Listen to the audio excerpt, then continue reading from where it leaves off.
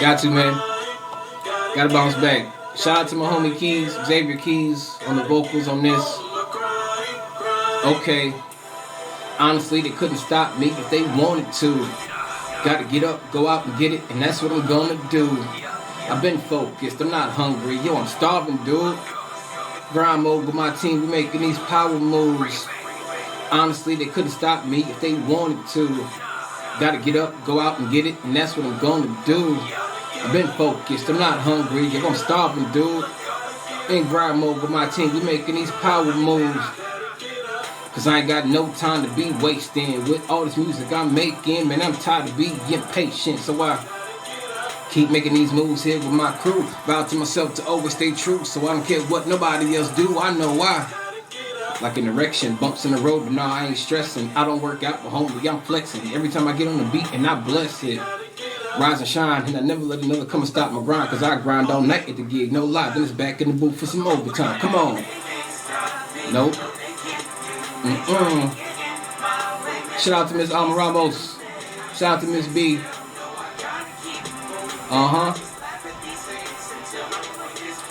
I said, hey. My mom told me to get them, so I don't care what y'all say. I just keep grinding. Yeah, I stay working, cause it's, you know, I said, that's right. In the lab with a pen and a pad, let's ride. Make it look so easy, don't it make y'all mad? One thing I know, one thing is certain.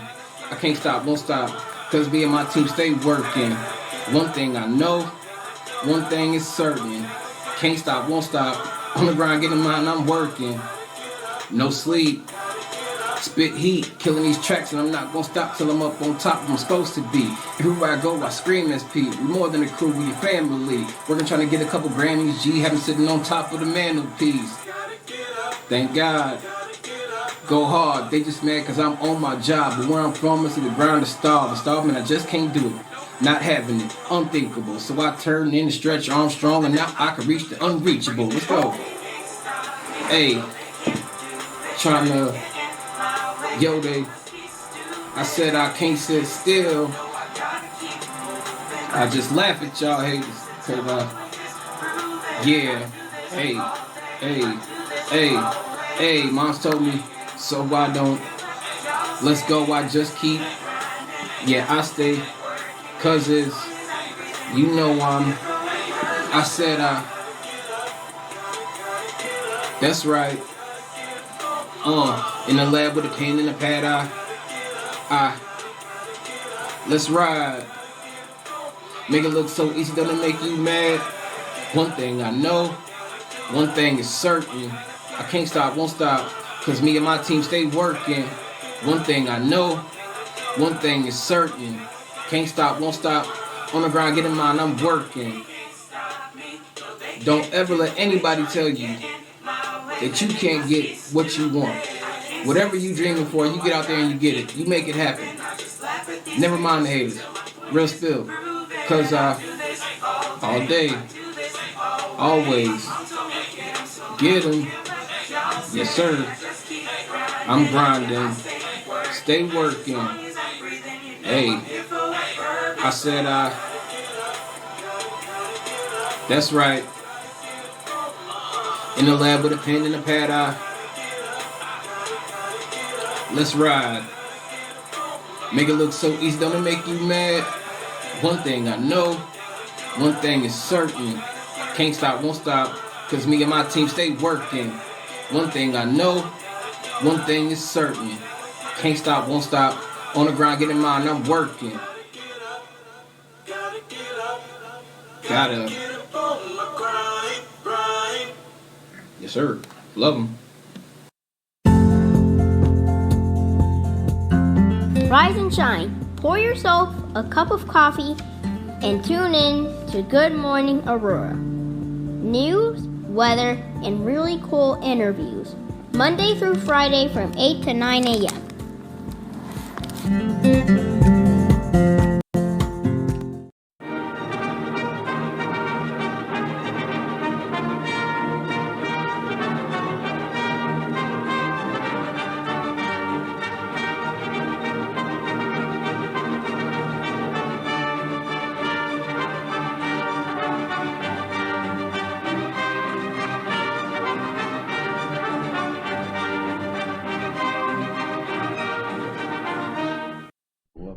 Good morning, Aurora. Good morning, Aurora. Good morning, Aurora. The time is 8:02. It's Monday.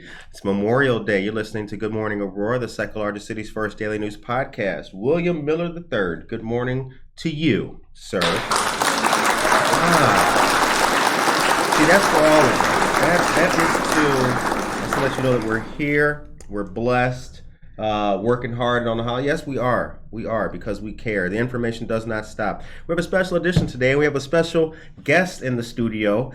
We have former president, Hispanic Chamber of Commerce, the first Latino judge in Kane County, and a great dresser, by the way, as well. And a man who was on time this morning. That trail of superlatives leads to only one person, Judge Rene Cruz. How are you, sir? Good. Good morning. Good morning. Thanks for having me.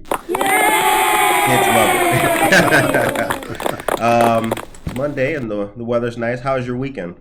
Weekend's good. Doing I'm delivering a lot of signs and going out and doing some campaign stuff, working on the yard, spending time with family, all the things we should be doing. That's right. It's Monday. It's Memorial Day. So I thought it'd be a good thing to do to maybe take a moment of silence here, just momentarily. All of you listeners and everything, we're going to take a brief moment of silence for Memorial Day.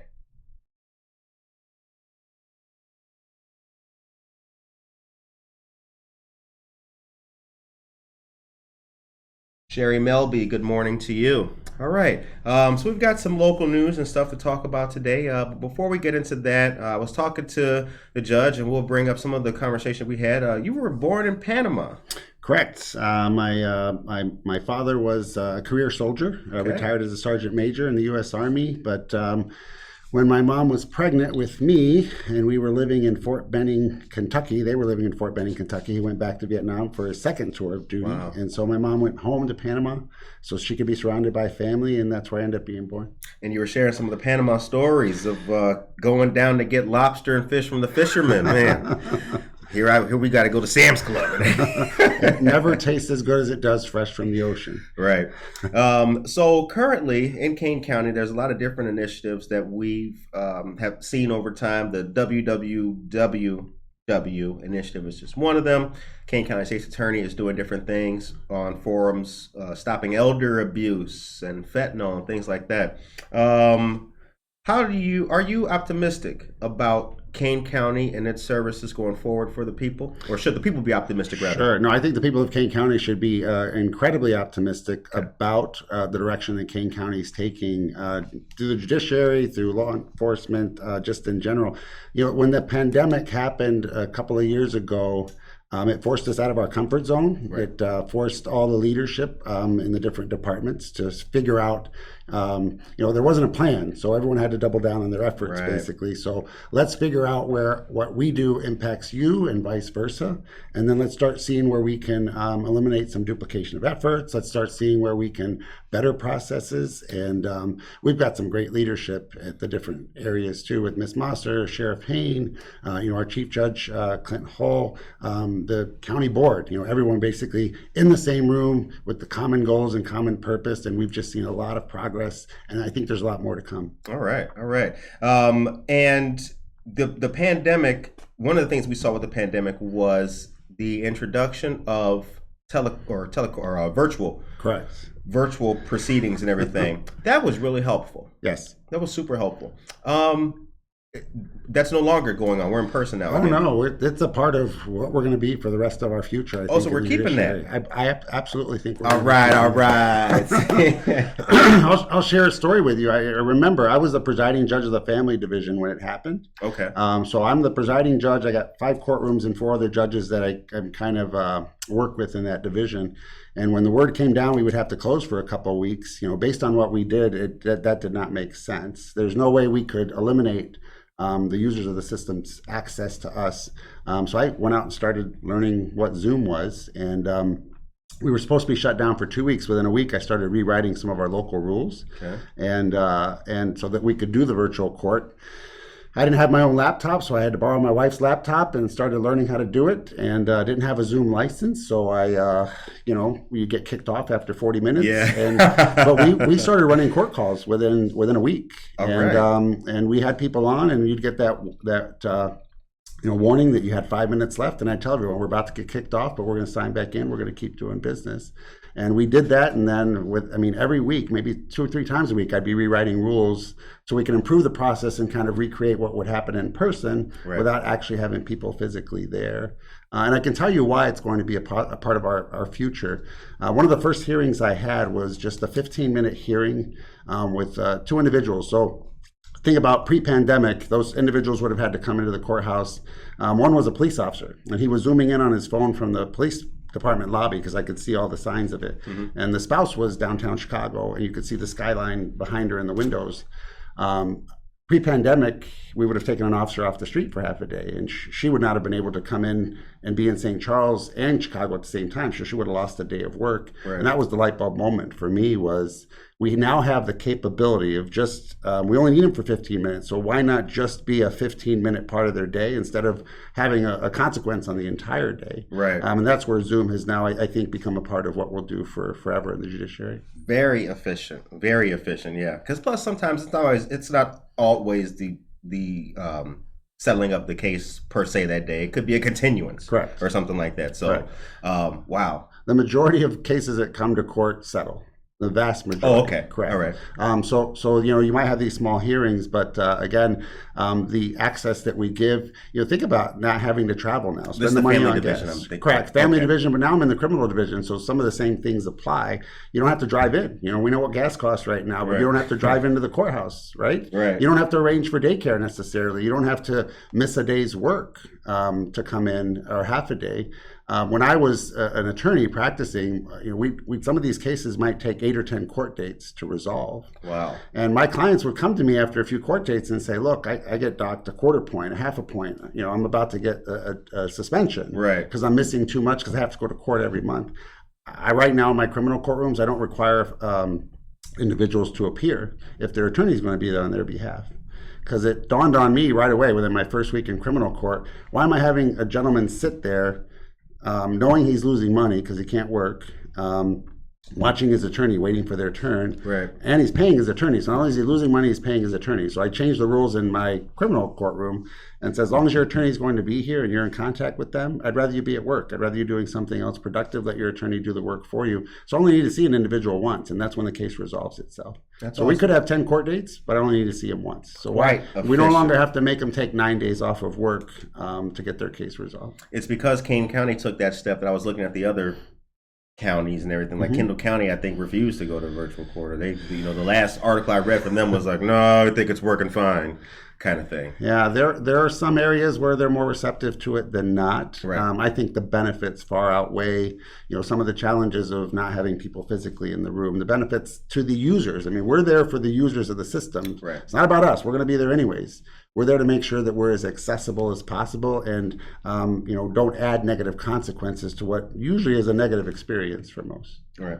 The time is 8:10 a.m. You're tuned into and listening to Good Morning Aurora, the second largest city's first daily news podcast. Ale Hernandez, good morning to you. And Leo Zarco is here. Leo's had some great poetry and artwork. He's lighting up Instagram a lot, so keep it up, Leo. I like reading your stuff and hitting the like button on you. And Aisha Saxon is here as well. Good morning, all of you great people. It's Memorial Day. All right, so let's talk about how one becomes a judge. Lots of law school. Tell us about law school. So the smile is beaming right now, ladies and gentlemen. So I've gone into schools. I've gone into so I start working myself backwards. Law schools, talking to students about wanting to become a judge someday. I go into colleges, talking to kids about maybe wanting to go into law school someday. I've gone into high schools to talk to kids about going to college, then maybe go to law school, and then middle school and elementary school.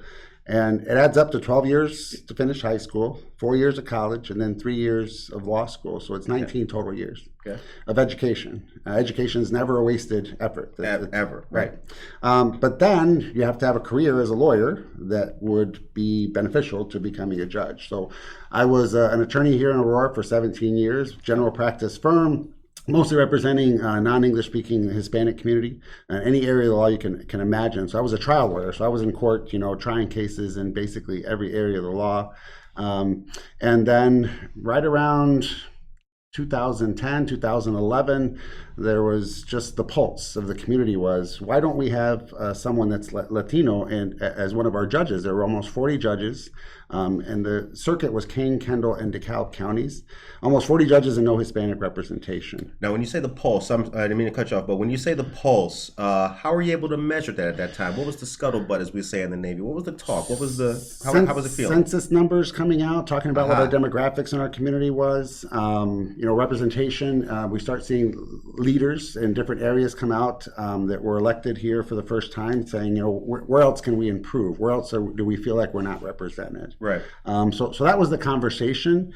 I can tell you initially, I was happy doing what I was doing. It was real, successful law practice, helping the community in a number of different ways.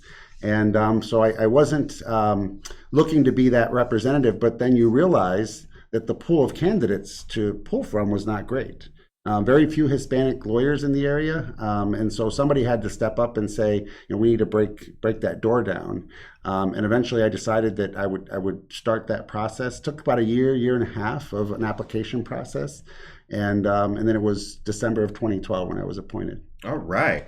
And how did it feel to be appointed? What was that? Do you remember where you were? Were you driving in McDonald's drive-thru? Guess what happened, honey? You won. I was actually sitting in the DuPage County Courthouse. My phone rang. I walked out in the hallway, nervously picked it up, and was told that I was appointed. I was, phone shaking. This is something I'd worked for, and then it was like, now what? Here I am. Our law firm had almost 30 employees, and I was one of the named partners on the door. There were a lot of accolades, and we celebrated in big fashion. But once that wore off relatively quickly, now I'm the lowest man on the totem pole of 30 other judges. You were safe, and you had a safe position. Correct. Now, not so safe. Correct. Yeah. So I start off from there, and the judge who encouraged me to participate, he basically said, look, you were able to, as a lawyer, have such a large impact on your community with the things you do. Think about the opportunity it gives you if you become a judge to do even more. Right. And that was the thing that clicked for me and said, let's do it. I felt like, being in the practice of law does give you the opportunity for like a second career. So it's kind of like having a second career and get to start over again. And my colleagues were all great. But I can tell you within a short period of time, I realized how little we had in common. And one of the reasons as to why it was important for me to be there. A lot of my colleagues their kids went to the same schools. They all swam at the same pools. They all ate at the same restaurants, and they were not the places that I was familiar with. Right. And so I realized that although I think as humans, we all have so much more in common. We just did not have a lot of life experiences that were similar. Right. I think maybe it comes from being Hispanic. Maybe it's just me. But I just started bothering everybody. I just started making myself known to everybody. When I was done with my court call, I'd go see if anybody else needed help. If they didn't need help, I'd sit down in their chambers and we just start talking about life and starting to get to know each other. Right. And that was important because every single one of my colleagues, would say, hey, if you need anything, I'm here for you. I'm here for you. But that's something we just said because we all had the same job. But I had to feel like there was a connection there. We needed to not just do it because it was the role we played. We needed to do it because we, genuinely cared about each other, knew something about each other, and wanted to be there for each other. Traditionally, what you're detailing is a lack of representation in the system itself. Correct. There's also from the citizen level or the county, the person like me level, that in addition to there not being that visual representation, it also has seemed like the law has been applied not so fairly. So it's the double-edged sword kind of thing. It's like it doesn't look like it'll work for me, and I don't see anybody who works there that looks like me. Mm-hmm. So the cynicism that people have, I feel like you've been able to kind of tamp it down, right? Are people as cynical now when you talk to them as before? I don't think so, but I know what you're talking about because one of my motivations was I represented a lot of Hispanic individuals who are in court. Sure. The court system disproportionately has more Black and Latino participants in Right. the criminal system as defendants. And when you think about walking into the building and you've been accused of something, you're walking into the building and you don't really see anybody that looks like you that's part of the process, whether it's the judge, the bailiff, the clerk, the Stenographer. Anybody. Yeah, right. That really was what our court system looked like 10 years ago even. And to think about it, was just 10 years ago. Right. Put yourself in that person's position and how could you possibly think that the process would be, as fair to me as it would to anybody Right. else? So that was part of the idea of breaking down that barrier and then figuring out a way to make that happen. Now, fast forward to now. We've got 5 Hispanic judges. We've got our second black judge. We've got an Indian American judge, an openly gay judge. But it's now translated throughout the system. We now have black bailiffs. We now have black security guards. We now have people of color throughout, the State's Attorney's Office, Public Defender's Office, because we now recognize, and by example, we've been able to show that there are qualified people out there that can do all these jobs. But the process itself is more welcoming to the people we serve by letting people walk in and see someone that looks like them. Right. It makes the whole community look better represented. Correct. Yeah, Correct. and representative. Correct. All right, the time is 8:18. Cruz Ocho. Good morning. Oh, look at all these great people here. Cindy Morales, good morning. Curtis and Judge Cruz, good morning to you. Kathy Brockman, Yolanda Dunn, Maria Chirito, and Dobby Samantha Danner. Happy morning to you guys. Thank you very much. We appreciate that. Feels good to get a good morning, don't Yes. it? Never gets old, man. Never gets old. Eric Anderson and Linga Johannes, good morning to you guys as well. So you, as the first Latino judge in Kane County, was there, before you got to the position, was there a signature thing or initiative that I know you want to be representative and do that, and you got to know your colleagues, but in your capacity as a judge, is there anything that you wanted to do before and that you wanted to make your kind of life's work? Because you've that's a milestone. So have you had a signature work that you wanted to do, achieve, or get past? So I can tell you, going in, you're right. Being representative was the goal initially. I didn't know where I'd be assigned. I didn't know where. I didn't know what the job paid, to be honest, when I applied. I just knew that there was a problem that needed to be addressed. But the goal was always, being the first would be a failure if you're the first and only. Right. So I had to. The goal was to lead by example. Okay. Make sure that everyone knew that I belonged. Right. When I was applying for the position, I'd have some of the judges, that were, they're going to be voting on me, asking or making reference to, well, we don't have a Hispanic judge. What should I think about that? And the first thing out of my lips would be, hey, I'm not here because I'm Hispanic. I'm here Right. because I'm the most qualified candidate I believe you have. And I'm here because of what's in my application. The fact that you mention I'm Hispanic means that you recognize that there's a problem, not me. Right. So that was the goal to begin with. But then, knowing you're the first one in the door, if you don't make it a success, then you're closing the door for everyone. You're closing it behind you. And the idea is to leave it open. That's what I think I've tried to do. 4 years later, when I became a circuit judge, when the Supreme Court elevated me to that position, then I was in the decision room. That's when I had the full opportunity to, for those of you that may not know, the circuit judges basically vote on all the appointed judges. So now I get to weigh in on the appointment of other judges.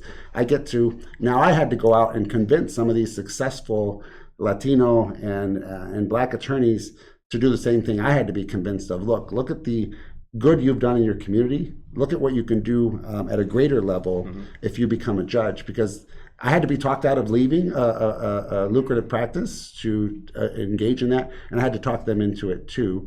But I had to let my colleagues know that there were quality people out there that were worth a look.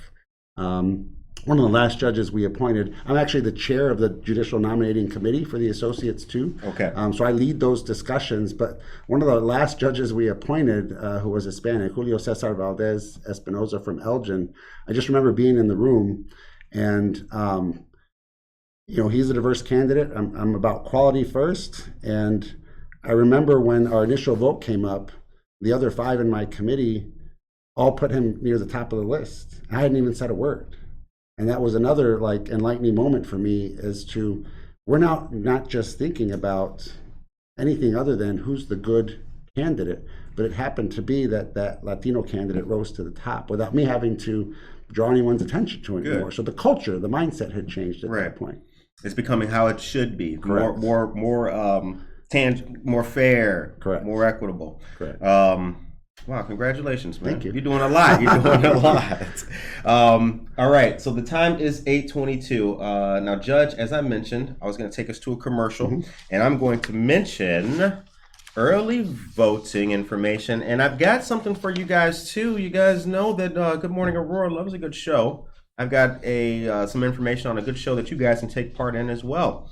So early voting began last week in Aurora. For the June 28th primary election, Illinois voters will select their party nominees for every statewide office in the primary election. Voters can also cast ballots for 1 U.S. Senate seat, 2 seats on the Illinois Supreme Court, all 17 of Illinois representatives in Congress, every state senator and representative in the General Assembly, and many county and judicial offices, as well as some referendum questions. The primary election sets the stage for the general election on November 8th. Through June 10th, early in-person voting will be available in Kane County from 8:30 a.m. to 4:30 p.m. And Good Morning Aurora is 68 feet away from the Kane County the Kane County Clerk's Office location downtown, 5 East Downer Place, Suite F. Okay. Now, Cirque Italia, they're coming back, ladies and gentlemen, for performances June 23rd through July 4th. Don't miss out on your chance. The story begins with ringmaster clown Rafinha fishing when he unexpectedly catches a bottle with a treasure map stuffed inside. His ensuing journey takes the audience through storms on the high seas, dreams of angelic aerialists, pirate fights, and more. Wow. Sold, right? I could use a good pirate fight. Right, yeah. Tickets can be purchased through the website. We have made a post on our Facebook page about this, you guys. If you click the link, it's about 4 posts down by now. Click the link there. You can see the dates, take you to the ticket prices, and come on out and see it. Good Morning Aurora will be there for a couple of dates as well. For more information, you can go to www.cirqueitalia.com. I'll put that in the chat for you guys. Okay, and then Aurora Downtown and Visual Arts won the Unity Mural, won the Silver Telly Award, 43rd Annual Telly Award. The awards are the world's largest honor for video and television content across all screens. The Aurora Unity Mural Video won a Silver Award in the Social Video General Documentary category. That's on the east wall of Mangcook in downtown on what is that? Galena. Yep, that's on Galena. The video highlights the creation of the Aurora Downtown funded mural and features artists Laura Lynn and Catalina Diaz. Shouts out to them. The time is 8:25 a.m. You're listening to Good Morning Aurora. Casildo is here. Good morning, Casildo. Vote for Bianca Camargo for judge. Bianca Camargo for Kane County Circuit Court judge. Well, but hold on. I got a sound effect for that. Awesome. Good morning. And Dora Sanchez Soto, good morning. So, now let's talk about the chamber. So you were former president, correct, of the chamber. So no more activities or no duties with the chamber at all? No. They're doing a lot of good stuff, though. They are. It's brought to be awareness to the business community. When I was there, we had that challenge of bringing back the Fiestas Patria celebration. It had been out of the area for about 10 years. And a lot of work to bring it back. Actually, I didn't know that was a need when I became president. Went around and started talking to the businesses, and a lot of the local business owners said, what a shame that we have to celebrate our Mexican cultural heritage in other towns, Aurora being the second largest city in the state of Illinois. And that was just resoundingly, that's what people wanted. So a big deep dive into the reasons why, that wasn't happening, and then going out to talk to law enforcement, church communities, aldermen as to why it didn't happen. Actually, I was in the studio back then doing a program on ACTV to talk about it as well. And we did a 2-day festival. I ended up there almost 48 straight hours because I wasn't going to let it go south. Slept there overnight. just to make sure that it was a success and we could bring it back. It happened to be the bicentennial of Mexico's independence. So back then we had Governor Quinn come out, let you can eat the bakery, did like a 6-foot tall cake. I mean, the parade lined the streets, and then we were doing it down at that parking lot that's on the other side of River Edge Park across the bridge. And I just remember that large crowd from the parade just marching down. That was beautiful. It was just beautiful to bring that back. And I'm not Mexican, but that's what the community wanted. And I was a representative of that group, and it was great. It was great to bring it back. Awesome. So here's a question. Was there anything that opened your eyes upon becoming judge? Was there any moments, you'd been an attorney, so you were well versed in law. Mm-hmm. Was there anything that surprised you? Was there anything where you looked like, wow, like perhaps the application of it you had not seen until you did see, was there anything that opened your eyes as a judge? So as a judge, and we actually put together a couple of programs through Kane County to make ourselves a little bit more transparent. Okay. One is the Worries of the World Wide Web that you mentioned. The other one is a couple of our colleagues called You Be the Judge. What the community doesn't understand is you read the headlines in the newspaper as to certain things that judges do, and you think that judge is crazy. Why would they possibly do that? Everything we do is based on what the statutes and the law gives us authority to do. We can't go outside of that. Right. And sometimes you might see something and say, why would a judge do that? And the idea is, because our hands are tied in certain areas, we can't go out and do what we want to do. We have to follow the law. And that's one of the hardest things you can do sometimes is put my own personal feelings, biases aside, because I have to follow the rule of law. And like I said, it may not make sense to many, but that's how it's prescribed. What I've learned over time is when I have to make a decision like that, the best thing I can do is to explain the decision to the people who are there, because unfortunately someone always wins, someone always loses. Sometimes both people get a little bit of a win, a little bit of a loss. Right. And so, and a lot of times that's the best resolution, but you explain it to them so that at least they feel like they've been a part of the process. At least they feel like they understand how it worked and they didn't feel like there was some other hidden reason as to why something happened. But that's a challenge, because sometimes even some things don't make sense to me, but the law is prescribed that way, and people have to understand that that's a legislature's responsibility to make the laws. We have to follow them. Right, because you are a part of the judiciary. Correct. And as we all learned in school, there's 3 branches of government. Executive being the last, last branch. Okay, so here's a question I got, and to that point, that's why sometimes you see like a judge will give a person life plus 200 years. Mm-hmm. Is that kind of thing? That's just how they have to do it? Sure. Wow. Yeah, all those things are prescribed, and like I said, they don't always make sense, but but they're written, and you can see them, mm-hmm. And sometimes we need to do a lot of things to figure them out for ourselves. But at the end of the day, that's our guidelines for everything.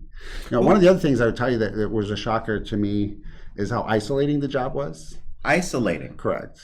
Okay. You get in there again. I came from a practice with almost 30 employees in our law firm to being the low man on the totem pole. And, I was responsible for my courtroom. I started off in a family courtroom. And then, when I was done, we were kind of cautioned to be very reserved from the community as judges for a couple of reasons. One is there's conflict everywhere. Right. People can appear in front of you for various reasons.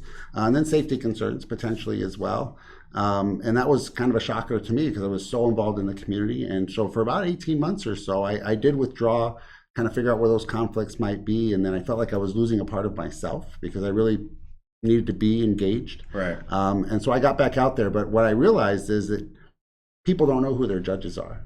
No. Have no idea who they are. No. And that's our fault, not the community's fault. That's our fault because we isolate ourselves, unfortunately, and we need to make sure that we let people know that I'm your neighbor. I'm eating at the same restaurants locally that you are. I'm shopping at the same stores. Like I said, I'll mow my neighbor's lawn when he's on vacation. Right. Things like that. We're all neighbors. Yes, I have a very important job to do that I take very seriously. But outside of that, I'm a community member. I want to donate my time to things that are good for all of us. So I had the I'll call it a fantastic pleasure mm-hmm. of doing jury duty. Judge, let me tell you, that was real. It took all day. Sure. but it was really cool. Sure. It was really cool. And I will say this. I felt like, and it, based on the conversation we just had about representation and fairness and all that, I have to say, I felt like part of it. I felt like I felt like I did my duty that day. Sure. That $20 check, right? Hopefully you got lunch out of it. Yeah, they gave us lunch. And that certificate, I still got on my wall. I really felt like I did my duty. Sure. And I also feel like the person got a fair shake. Sure. I feel that. Yeah, and I'm incredibly pleased to hear that, to be honest. If you were to Google jury duty or look on YouTube for jury duty, you're going to see more examples of how to get out of jury duty than anything else. Yeah. Right? Because people have a perception on it. But thankfully, most people have the same response you have after having been on the jury.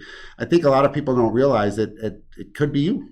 You could be the one sitting there in judgment, right? True. We're only one bad decision from someone away, or maybe it might be our own bad decision from sitting in judgment.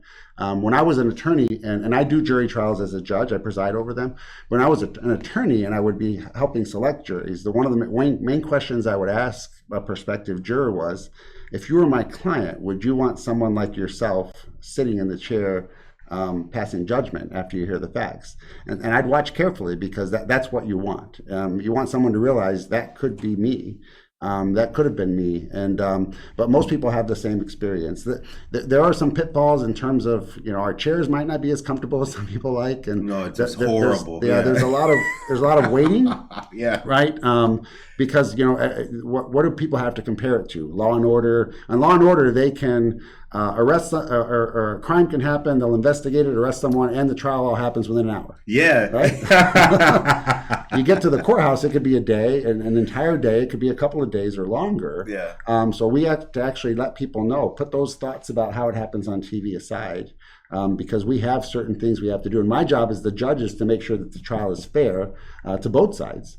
But there is some pitfalls to it. But I'm glad that the experience is vital, and we do see very responsible juries. They're not just phoning it in. When they go back there to deliberate, you hear arguing, you hear discussing, and that's what you want. You want those common sense mindsets and experiences to go in there, apply the facts to the law, and do the right thing. And I'm real pleased at the jurors that we have. Yeah, and I see that in retrospect, I see that one of the reasons why it took so long was the weeding out process of all of us. So all the people who, for those who don't know, and you can correct me if I'm wrong, but they send out summons to do jury duty. Not everybody comes, but the people who do come, then they gather you, and then those people, it's a weeding out process. So all the people who are there in the morning time will not be who actually makes it to the jury. Correct. And then when you get to the courtroom and you hear the case, like the judge asked, he was like, is there anybody who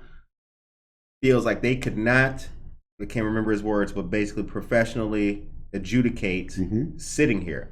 And people would say, it was a domestic violence case. The person chose to not to represent themselves, which, and I'll jump off the point here, which I have to say, that wasn't particularly smart. Like I look now, because public defenders get a bad rap, typically. Well, I guess for you, they don't get a bad rap. Some talented jurists, I'm sure. But these people, I was like, he should have at least had some representation. He got eaten alive. Yeah, I will agree with you that public defenders get a bad rap. For whatever reason, there's this perception, and some people, because I'll ask individuals when they appear in my court, now that I'm in criminal court, are you planning on having an attorney here? No, I don't want an attorney. I want a public defender. And I have to remind them, public defenders are attorneys, right? But they are some of the best trained attorneys that you have. They do a lot of internal training as well, but they're very familiar with the judges that they appear in front of, because they're assigned to certain judges as well. But they're some of the most undervalued in the system, but man, fascinating, incredible attorneys in the public defender's office. Right. What does it take to be a good trial judge? So the idea is you got to give a fair trial, and we balance all those things. So I'm balancing the comfort to the jury. I'm trying to make sure that their time is valued. So as much as I can explain about the process, the better. We have to explain, and you heard this. Certain things happen outside the presence of the jury, so you're wondering, what are they talking about? Right. So I have to make sure I protect the interest of the accused as well as the state to put on their case, because they have the burden of proof in these cases. So it's about finding the right balance so that the process can go where you just don't realize that you're just listening and you're just paying attention to the facts, so you can ultimately make your decision and not have too many distractions. That's ultimately the trial judge's responsibility. Now the judge so the prosecutor makes a recommendation for sentencing. After the trial, yeah. After the trial, Yeah. okay. If someone's found guilty. Okay, but the judge doesn't necessarily have to follow their recommendation. As long as you are within the law, Correct. you have discretion. So there's certain offenses that have minimum sentences that we can't go below. But yeah, other than that, there is a guidelines, or there is ranges for sentencing. Okay. So you're running for the Supreme Court. Correct. You ready? Yes. What kind of question was that? I wouldn't do it if I wasn't. That's right. Are you nervous? Any nervousness whatsoever? I know that you are qualified. I know that you are ready. Sure. I was in a League of Women Voters Forum maybe 10 days ago, and Great group. it just reaffirmed why I was running. The Chief Justice Ann Burke said that the job of the Supreme Court justices, there's two. One is they hear the most important cases that happen in the state. So it's the constitutionality of certain laws. And then there's 5 judicial districts, and sometimes the districts can interpret the same law differently. So when their law is being interpreted differently throughout the state, they'll hear those cases so they can make it one law throughout the state. You don't want to have different types of justice being handed out in different counties or different districts. But she pointed out that one of the main components is an administrative component, is they decide how the law gets implemented procedurally throughout the state. That's where my wheelhouse is, having been a business owner for 17 years and knowing what it means to earn a dollar and to be able to support, a staff of almost 30. We provided 100% health insurance for all our employees, so they didn't contribute. So, we built something there with the mindset of, something that could have some longevity, but also give a pleasant working environment. Now, translate that then into a government experience, a whole nother ballgame as to how government does things. But fascinating for me was there's always room for improvement everywhere. Right. When I became a circuit judge, and I mentioned now I'm in the decision room, that gave me the ability to have the administrative experience and ability to affect change. So the voting on new judges, the bringing Zoom to the judiciary here locally before anybody else did. I was rewriting rules within that first week. Within a couple of weeks, months, I'm getting calls from chief judges throughout the state saying, hey, we're hearing about how Kane County is still running their family courtrooms and we haven't been able to do anything. Can you share with us what you're doing? Right. So I kind of jumped on that right away. Sometimes, and not just in government, we do things today because that's the way everyone has always done them, and I think that's dangerous. I think the pandemic has taught us that we can do things differently and improve upon them. If anyone had come to us without a pandemic and said, let's go to virtual court calls and not have people come in, we would have been laughed out of the room. But because we were made uncomfortable, we found an opportunity to improve our systems. Now we know, as I mentioned, there's this virtual court call can now benefit the users of the system in terms of not having to lose work, not having to come to the courthouse in person. I tell people we use the phrase a lot, thinking outside of the box. I think we're reinventing the box right now. I think there's a whole new vision for what the court system can look like. I think I've done that here locally already. Mm-hmm. And I think it translates to the highest court in the state. And it can translate to, first of all the different counties in the district, and then throughout the state entirely. But it really does take an individual who has that unique, diverse background experiences, not just in business, but now in government, to make the case. Because I had to make the case with my fellow judges about Zoom early on. I became kind of an IT guy because I knew what we needed in the courtrooms, and IT was trying to figure out what we would need as well. We had an OWL system. I'm not sure if you're familiar with the OWL. Mm-hmm. The OWL is this little speaker that sits in the middle of your courtroom, that has cameras all the way around it. So it sees the entire courtroom and it creates a hybrid environment. So you could be appearing on court on Zoom and somebody could be in person, but on the screen you're all in the same room. Uh-huh. And so we had to troubleshoot that. I still have the OWL app on my phone because when there would be an update, it would bother everyone's connection. Mm-hmm. So I would literally run the back hallways of the courthouse and I would update from the back hallways my fellow colleagues' OWL while they were on the bench so that they wouldn't have any interruptions. Because I'm trying to sell them on the concept of, let's make this as seamless for you as possible. Because the more issues we'd have, then people would start doubting whether it was a good thing. So those are the kinds of things, the effort that I put in, you know, my ability to notice where there's a problem, my ability to troubleshoot a solution, and then the willingness to put the effort in. I can tell you, I think I worked harder during the pandemic in those first 6 or 8 months than I did pre-pandemic because it was just, I mentioned before, if you have a plan, you implement the plan. If you don't have a plan, you have to double down on your effort. And that's what I was doing, is doubling down on the effort. Now we have an opportunity at the highest court of the state to bring that effort through the entire state. So that's why I think I'm ready. Do you think that the highest court in the state is going to be receptive? I think so. There is initiatives that the Supreme Court has for greater access to justice always. Okay. So we're always looking to do that. Right. The mindset is, do you have the individuals who have those life experiences, background, et cetera, that can make the case and then bring it to the users of the system? So like you mentioned before, Kendall, who's just a few miles south of us, has a different opinion on it. As a sitting judge in Kane County, I don't have the influence over that. As a Supreme Court justice, I can go down there and I can say, here's why it works. Here's the resources we can give you. Here's the benefits to the users of the system. Let's give it a shot. Or we just pass rules that say, you got to find a way to do it. Right? You got to make virtual court calls a part of what you do, at least for these cases or others. And I'm convinced that once you kind of make it part of what they do, you'll see that they'll start believing in it as well. We had an opportunity once the pandemic let up. I was doing town halls with our lawyers to make sure that they were a part of the process as well, because they were all frustrated. They all wanted to be in the courthouse. That's the one thing I couldn't do, was let them in the building, because I had to keep them safe. But you get the buy-in, and so it was an evolving process, and I think it still is, and it still has a long way to go. But we had the opportunity to reinvent, how the judiciary looks from now into the future. That's awesome. That is awesome.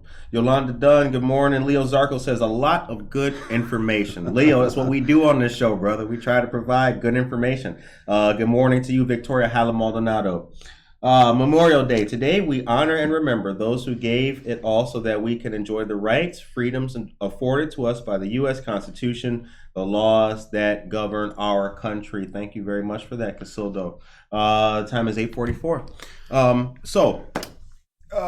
Where'd you go to high school? I graduated, born and spent my first 5 years in Panama. Actually, I'm a naturalized U.S. citizen. So when I first came to the States, we lived in Kansas. We lived up north at Fort Sheridan, Illinois, in Waukegan. Then we went to Virginia. Then we went back to Panama. So I actually graduated high school from a Department of Defense school in Panama. In Panama. Wow. Amazing. Man, you got a history. You got a good story before the. I said it because Panama is a beautiful country. Sure, I wanted to serve, so I went to a military college, the Citadel in Charleston, South Carolina. Okay. And supposed to be a navigator for the Air Force, and then asthma got in the way of that, and so law school became the plan, and I came back to Illinois. Okay. Speaking with you, an attorney can do a lot. An attorney can make money in the private practice, or the career of being an attorney can transform into public service, and you can do a lot. True. Sitting here talking to you, I'm thinking about it now. I'm thinking about my conversation with Judge Flood. I'm thinking about my conversation more with State's Attorney Mosser, with Bianca Camargo. The rotating theme about all these great people is that they're all attorneys. Now, they're doing different things, but it's all public service. I don't know. We probably don't have the data. I'm sure you don't know nationwide, but are there enough attorneys of color? There are in the more highly populated areas, I think. Like I said, we had a problem when we were looking to diversify our bench for judges. and the state's attorney's office is always trying to find diverse candidates, same with the public defender's office, is that we just didn't have a lot of attorneys of color here locally to pull from. Right. And the ones who were here were, doing well. So you had to convince them, hey, that this is a transition of your career to become a judge. So we could always have more, for sure. Right. My press law office, everyone had to be able to speak Spanish because our clientele was almost 100% Spanish speaking. It was tough to find attorneys that could speak Spanish here locally, although Aurora's 40% right. Latino. So that's why, again, as I go out and talk to people about, think about this as a career. Let me be the example for you of someone that, grew up just like you, that, has made it to that point, and offer my cell phone number to whether it's an elementary school kid's parents to, the kids in college and law school. Call me. Right. I'll guide you. I'll give you advice. Let's get to know each other. If I get to know you well, I can write you a letter of recommendation, things like that, and just guide them through the process, because it's an investment. I tell people, don't go to law school because you think you're just going to make money and be rich. You got to be passionate about it. You're going to work a lot of hours. It's a tough job, and you have to want to believe in the job. But then you're going to have a career for a while before you get to the point where you can apply to be a judge. The time is 8:47 a.m. What's a judge do to relax? I know it's got to be stressful, man. You're looking at the news and you're looking at this, and you got a case coming up in 5 minutes. How does a judge unwind? So my stress relief is I play soccer, adult recreational soccer, 2 to 3 times a week. Okay. Yeah. All right. I'm a big believer of team sports for kids and for adults, etc. It actually helps me with my weight because I love sweets. But it gets that competitive edge out of me. Attorneys as general, I think we're very competitive by nature. But when I mention team sports for kids, what does it do for kids who sometimes fall into the system? When you're in a team sport, you're going to get the exercise that's going to burn off some of that energy. Secondly, you learn to rely on others, and others get to rely on you, because when you're on a team, you have that concept. Third, most kids don't get to participate on a team unless their grades are a certain level. So if they buy into the sport, they know they have to have at least a C average in order to participate. All those things are positives for someone young. At my age, we play in the we'll call the Veterans League. It's a certain age and over. That's a nice way of putting it. We call it the half century club. Okay. I'm playing with guys from all around the world and all different backgrounds, experiences, and we're on the field. And we don't have set teams. We put teams together so they're more even teams, but we play very competitively. And then, if one team just has a bad night and it's lopsided, we'll switch it so that we make a competitive game, because that's what we want. And we give each other hard times and things like that during the game. We trash talk.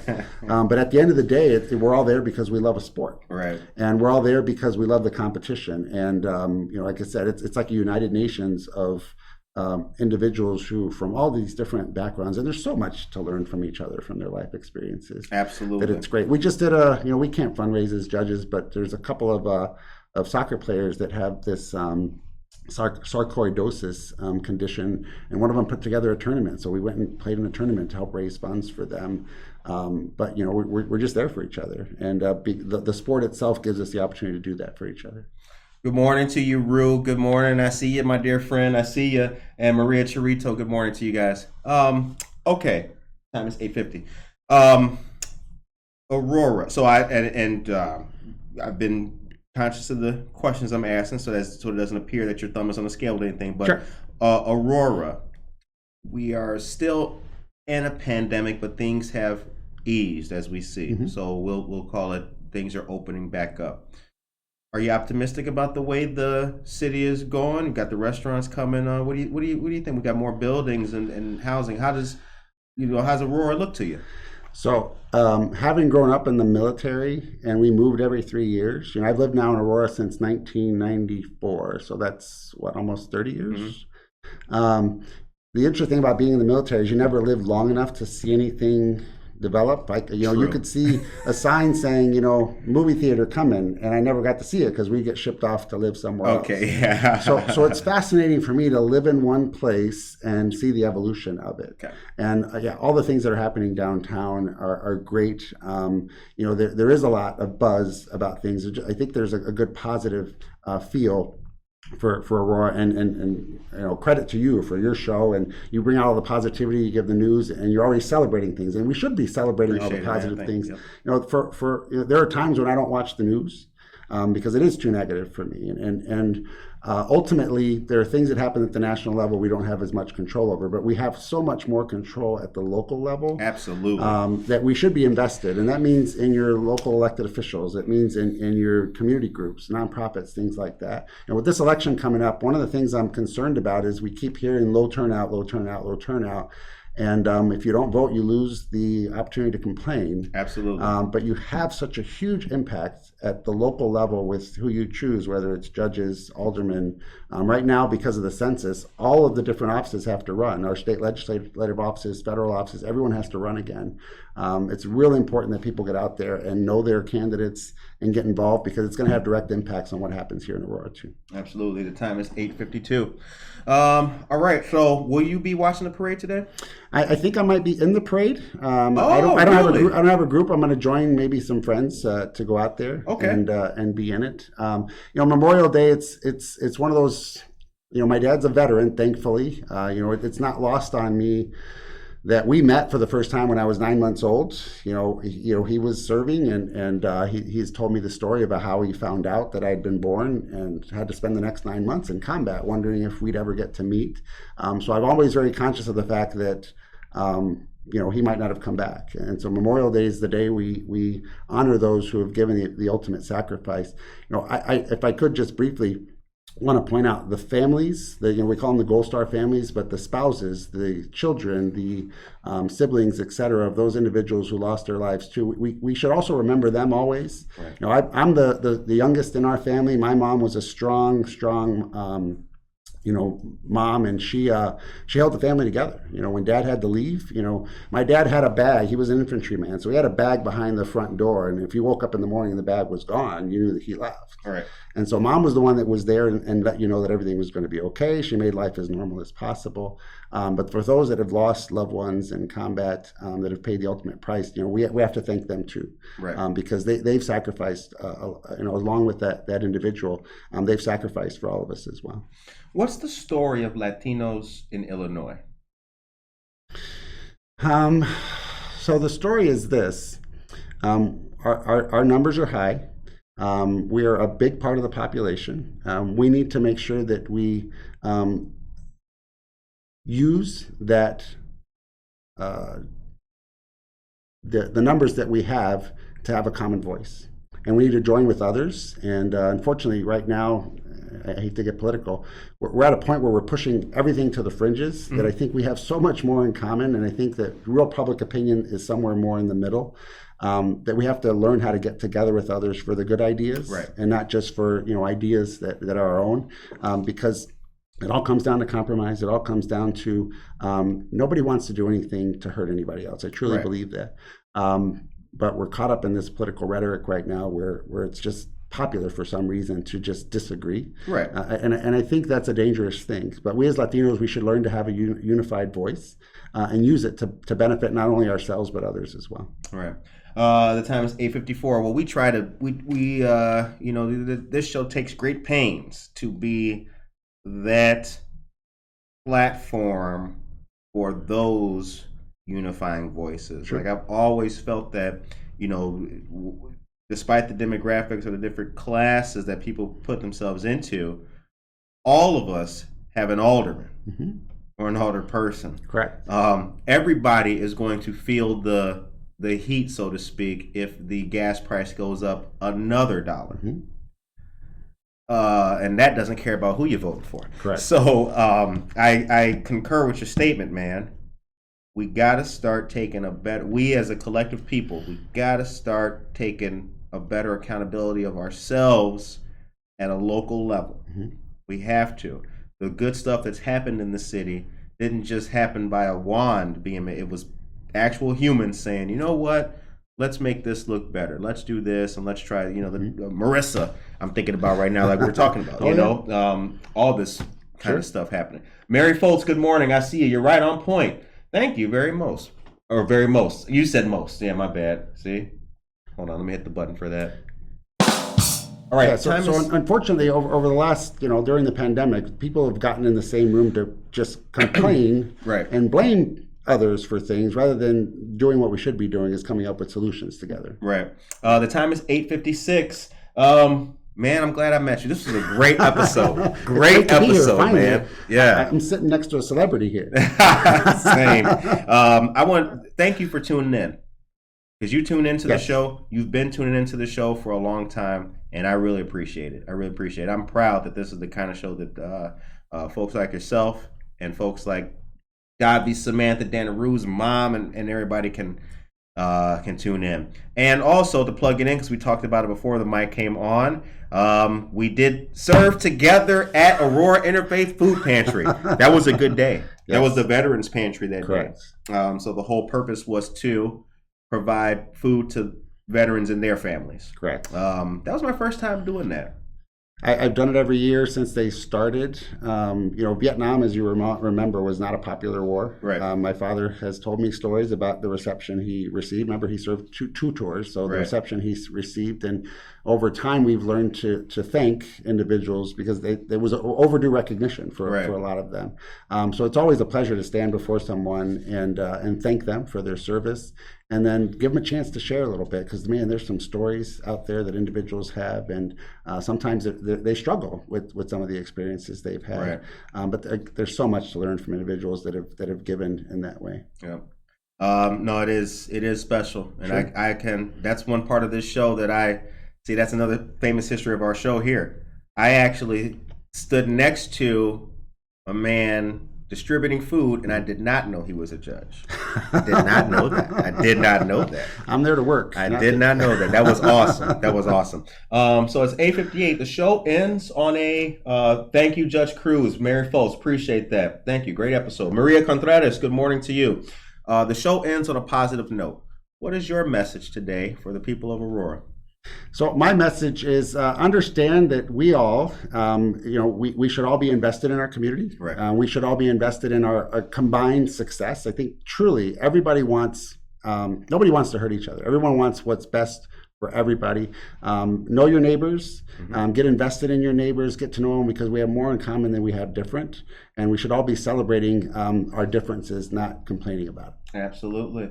All right, it is Memorial Day. The parade starts today at noon. It lines up at River and Benton. It'll go down Benton. It'll take a left on Broadway. It'll take another left on Downer and come on up with the reviewing stand being in front of the GAR Memorial Hall. Shout out to Eric Pry.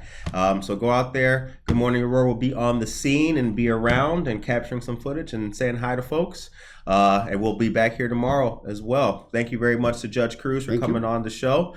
Take care of yourself and each other.